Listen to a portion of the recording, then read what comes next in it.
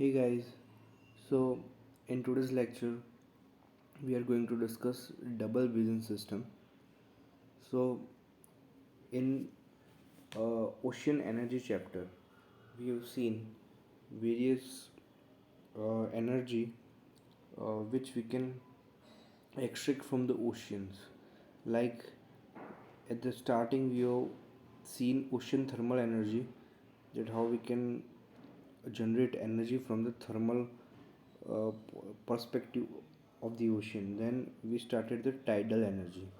So in tidal energy we have seen how we can get the energy from tides, and in that we have seen single basin system, and in single basin system there was single tide cycle system. Then we have seen uh, a double tide double cycle system also. So now we'll start see double basin system. So what is double basin system?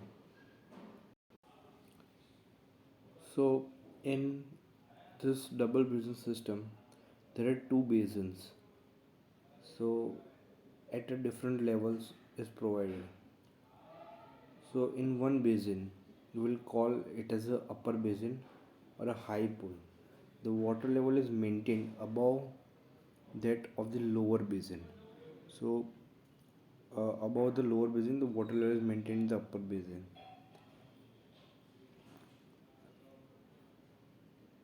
So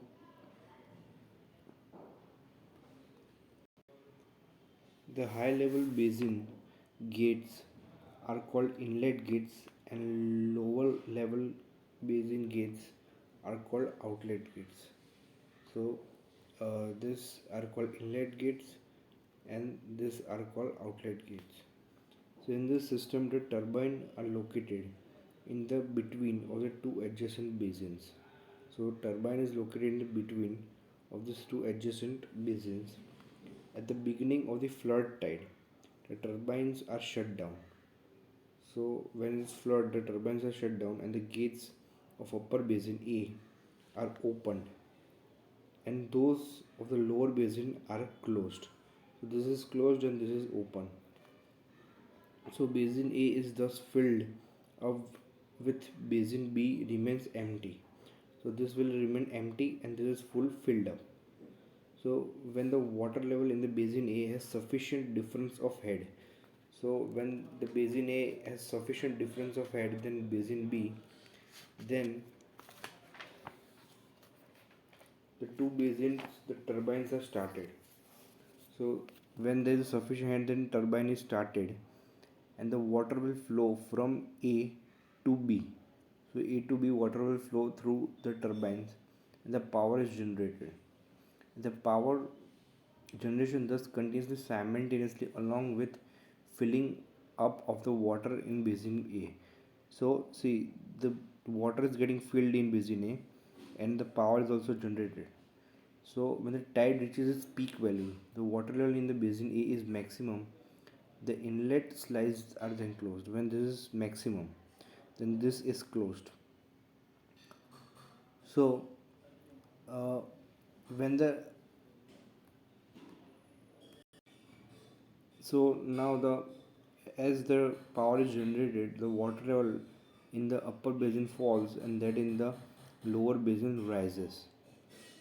So when the rising level in the basin B equals to the level of the falling tide, so if this is equal to the level of the falling tide, the outlet slides are open. So the outlet sleeves, this sluice bays are open.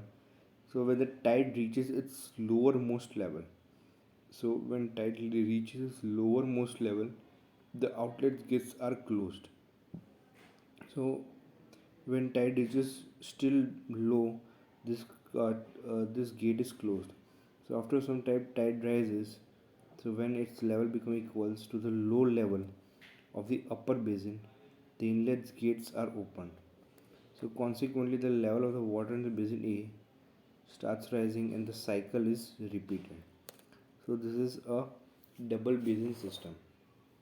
So now we will discuss some of the points which are required for selection of the site selection of the tidal power plant.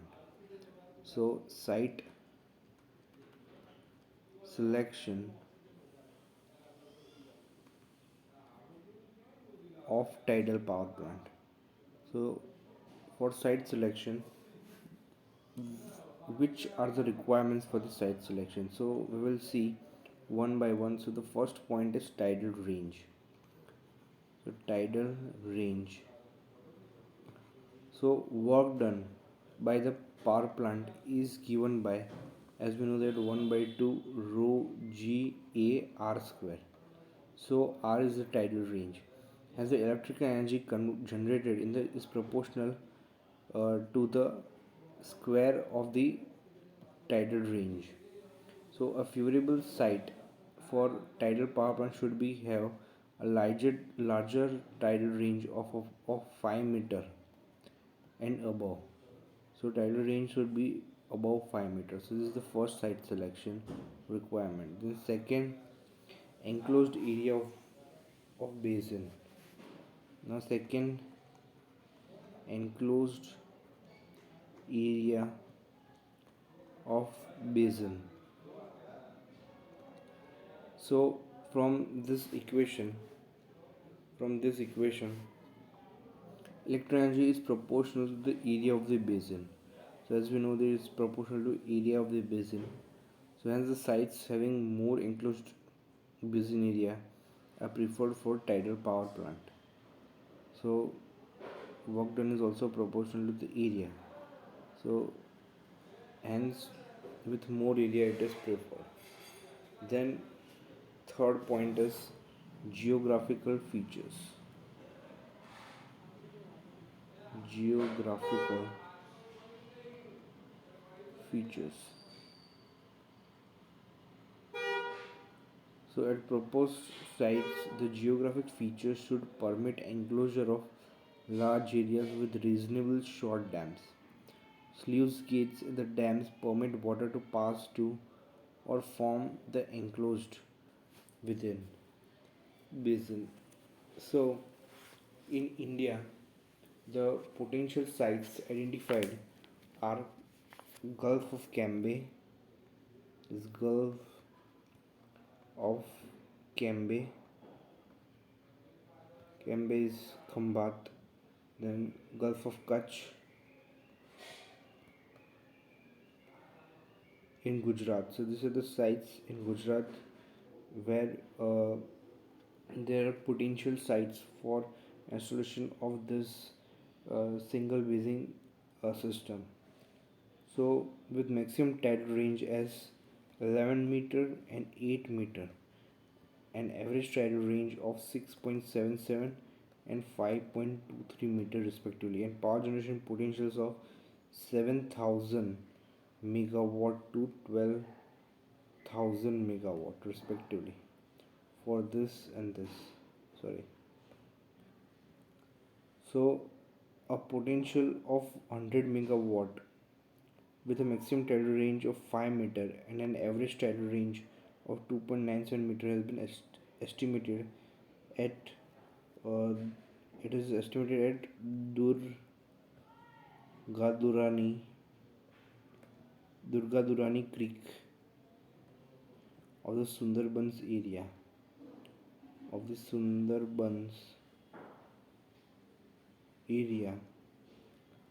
Some potential also exists in uh, Belladonna Creek in West Bengal. Belladonna Creek in West Bengal with a median tidal range of 3.6 meters. So these are the some locations where it is installed and some locations where there is potential. So now we'll see a few advantages and disadvantages of this tidal power generation. So first we'll see advantages.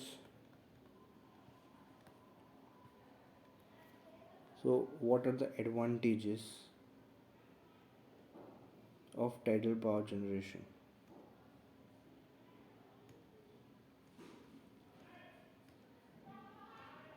Advantages of this tidal power generation. So first is It is inexhaustible.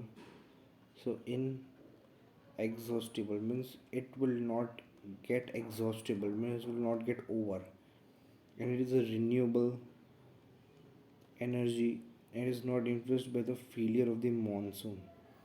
So it is not influenced by this failure of the monsoon, that if monsoon doesn't happen, so this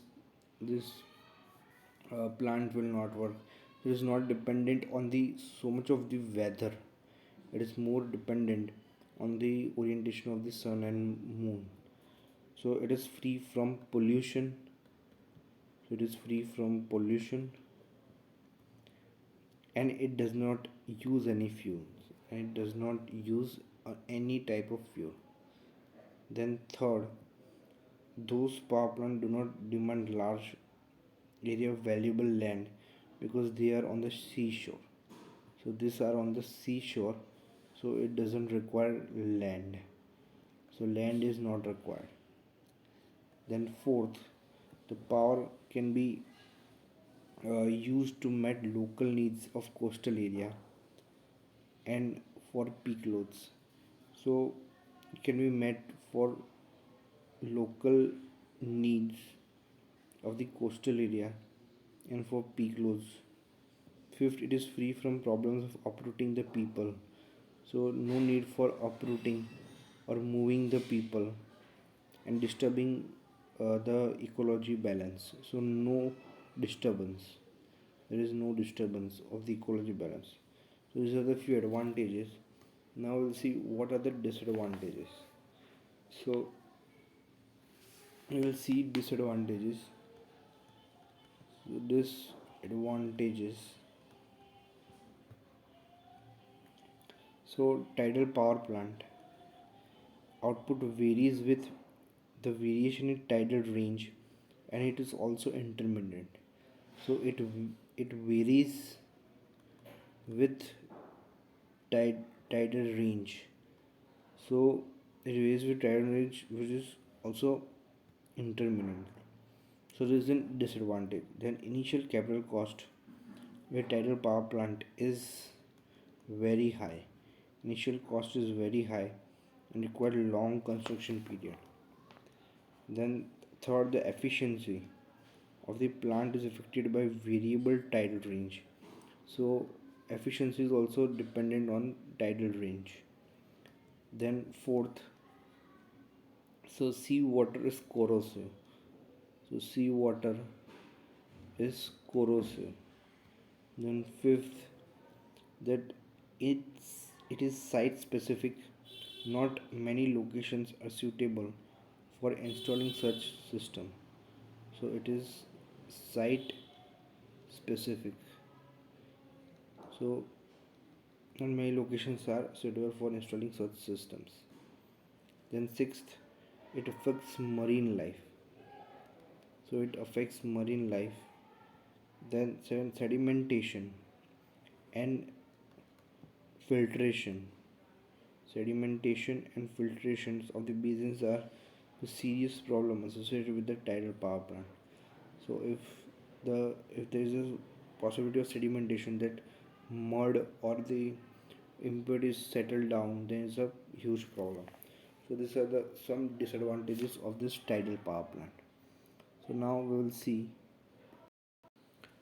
wave energy. So we have seen ocean thermal energy, we have seen tidal energy. Now we will see wave energy. So in this chapter of ocean energy, all the energies which we can generate from the ocean we will see. So that is wave energy.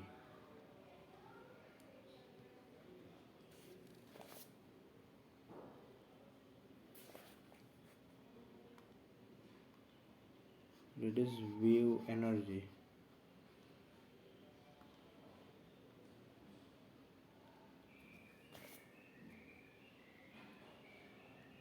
So the wave energy is developed due to winds interacting with the surface of the ocean. So this develops due to winds interacting with the surface of the ocean. So wind gets about 1% to 5% sun's energy. sun's energy, and part of this energy is transferred to the waves. So this is transferred to the waves. So hence it is one of the indirect ways of utilizing solar energy. So the amount of energy transferred from the wind to the waves, and hence the size of the resulting waves depends on the wind speed. So the length of the wave, the length of the time for which the wind blows and the distance over which it blows, the energy flux in the waves is more than that available for solar wind and other renewable sources. So the power in waves. So the power in waves is directly proportional to the square of its amplitude and the period of the motion. Square of the amplitude and the period of the motion. So the energy stored is dissipated through friction at shore and turbulence at rates depending on characteristics of water, uh, characteristics of wave and water depth.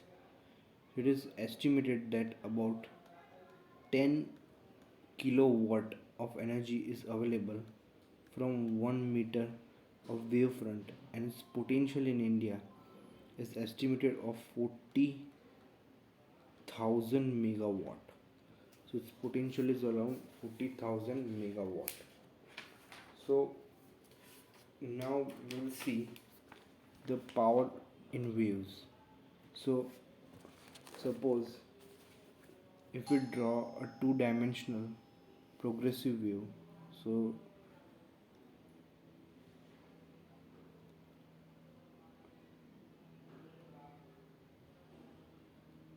suppose this is a two-dimensional progressive wave, so represented by a single simple harmonic motion, simple harmonic wave. So at time t equal to 0 and at time t equal to t. So suppose this is amplitude A. This amplitude A, this is 0, this is y.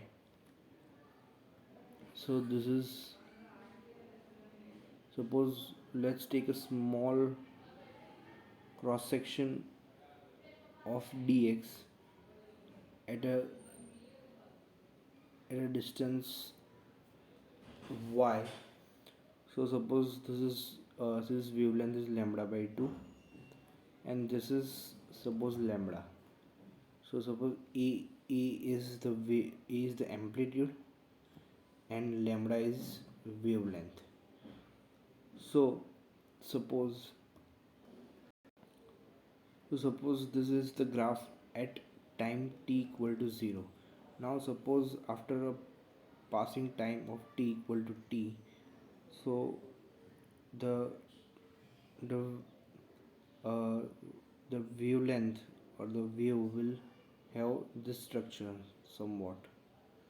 So this will be, suppose at time, suppose taking some constants of nt by m. So n and m are some constants. So here before the time was lambda by 2 plus nt by m, and here lambda plus nt by m. So uh, the the wave y will be, so y is equal to a is a constant, sorry, a is a amplitude, so a sine into bracket, we'll say suppose 2 pi by lambda x minus 2 pi by tau t. The simple sinusoidal harmonic wave is expressed in this. So where a is amplitude, then y is height above the mean level, lambda is wavelength, t, small t is time in seconds, and tau is time period in seconds. So the phase angle 2 pi is equal to x by lambda. This is x by lambda minus t by tau. So t by tau. So this is the phase angle. That is, the difference is the phase angle. So relationship between the wavelength and time period is 1.56 tau square. So if this equation can be expressed as y is equal to a sine mx minus nt. So this we can call it as m, and this we can call it as n. This we can call it as m, and this we can call it as n. And 2a is the height from the crest to the trough. So the total energy of the wave is the sum of the potential energy and kinetic energy of the wave.